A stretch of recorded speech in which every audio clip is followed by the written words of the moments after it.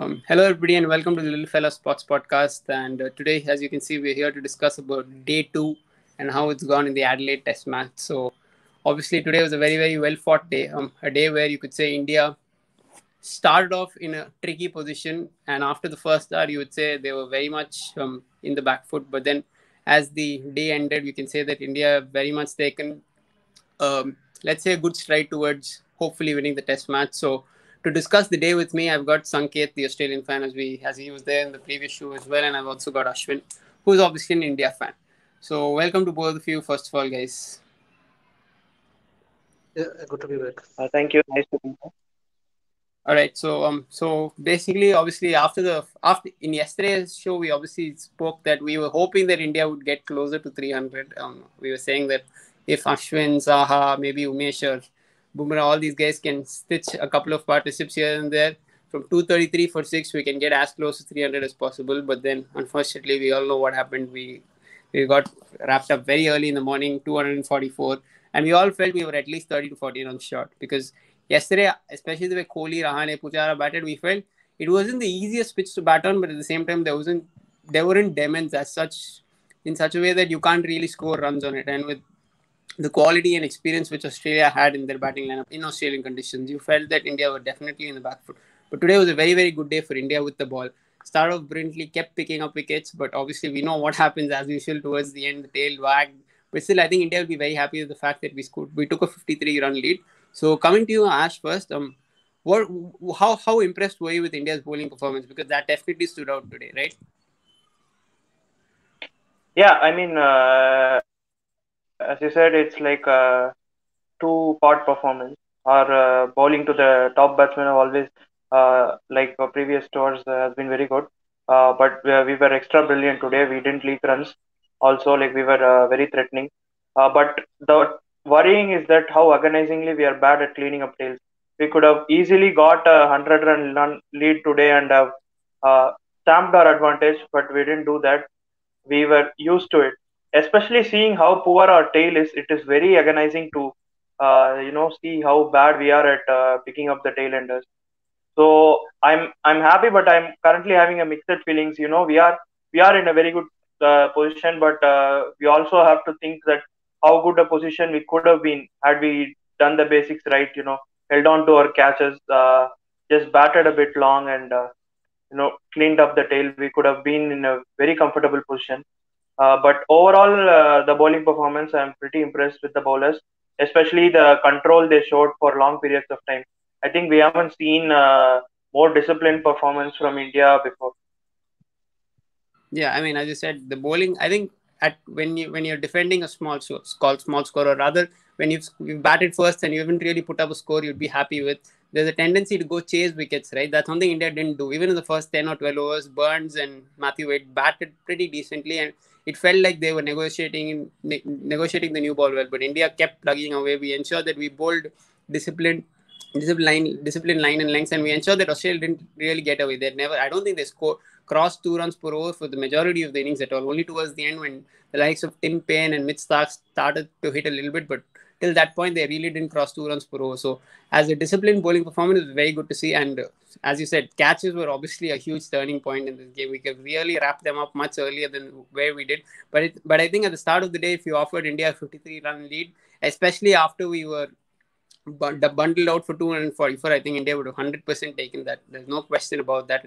And Ashwin's performance was absolutely magnificent. There were questions about his fitness, about the fact that he's not had the greatest of records in Australia, but today he really turned up and picked up very crucial wickets at very important times. Sanket, from an Australian perspective, I feel that you'd be disappointed with your batting effort, right? Because especially after doing so well with the ball, restricting the Indian team from 188 for three to 244.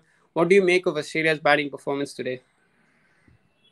Very, very disappointing, and especially after that kind of bowling performance. I thought it was one of the best bowling performances that we've seen from Australia in recent times. We had restricted India to a similar total, in 2018 as well, in the day Test match. But that was, I think, India threw away quite a few wickets, and I don't think we bowled particularly well in that test. But I think in this test we bowled actually quite well.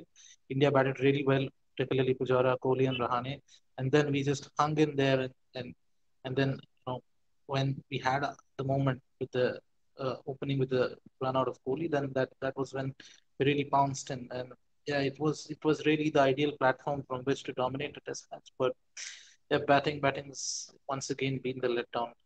Just like it was in 2018, even though we've got Steve Smith back, but he didn't score runs today. Manas he got some runs, but he was dropped 3 or 4 times or something. So it was not particularly a good innings. Uh, yeah, I think apart from Tim Payne, the rest of the batting lineup did not show any kind of application. I thought the openers actually played quite well. Especially compared to the pre-match expectations of them. We had an opening pair where one guy was not buying a run all summer, and the other guy was never opened in first class cricket before. So I think taking that into consideration, I think they negotiated the new ball pretty well. But when and that was ideally they've done the hard work. They've not scored runs, but you know a platform was laid for Manas and Smith in particular to you know take control of the innings. But Ashwin bowled, I think, superbly once again, just like he did in 2018. The first innings, is been terrific once again. He was very good in even in South Africa and England, I believe, in the first innings of the first test. So yeah, he's once again continue with that trend of at least doing well in the first innings of the first test of the overseas series. It's been fantastic. And Steve Smith, once Steve Smith got out, I think we were always up against it. Travis Head is not the greatest player of spin bowling, and he has his issues against seamers as well from around the wicket, and he didn't look comfortable against Ashwin at any point. Cameron Green again on debut, as I said, he's a great talent. Someone that I'm really looking forward to playing for, seeing him play for Australia for the next decade or so. But yeah, it's currently I think it's way too much expectations on his shoulders to expect him to rescue the innings from the position that he found uh, himself in. So yeah, it was a pretty poor batting effort all around, and I think Tim Payne has probably just given us, I think, a slight glimmer of hope. But yeah, overall very disappointed. Just very disappointed with this batting. Fair enough. Very comprehensive analysis of what you felt went wrong for Australia today. Ashwin, coming to you. Obviously we've lost the first wicket today. I think we're lead by about 61 or 62 with having lost the first wicket. So what do you feel heading into tomorrow would be a solid score for India to, let's say, have a realistic chance of winning? Obviously, you could say that in the fourth innings it's not easy to chase whatever total you put out, but what would you say is the total which would genuinely give India advantage, and what total do you think India will end up getting?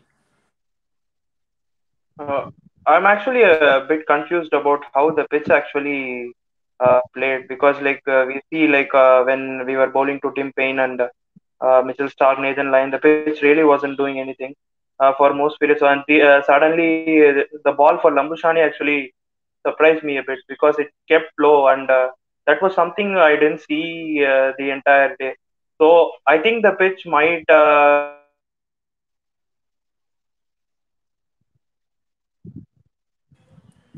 I mean, Sanket, you can take over for now. What do you expect from an Australian perspective? What would you like to see India get restricted to?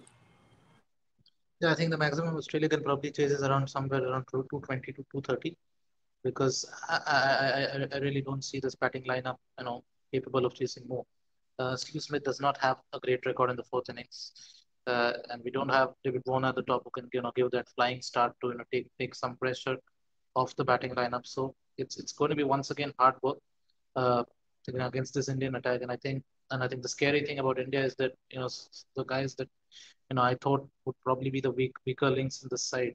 Mohammad Shami and Umesh Yadav, they both bowled magnificently today, and Shami did not get his rewards.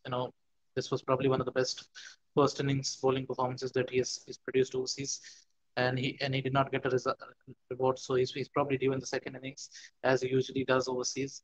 And yeah, Bumrah again, he was very good, but I think that there's scope for him to even do better than what he did today. And so it's going to be hard work against this Indian attack, uh, and especially with Smith not quite being the usual Steve Smith in the fourth innings, and with Manas not looking in particularly great touch, and the rest of the batting lineup, that there are major question marks over all of them. So yeah, I think Australia 220 is probably the maximum that we can possibly choose. So we've got to hold them out for 170, 180 max, and then see how it goes.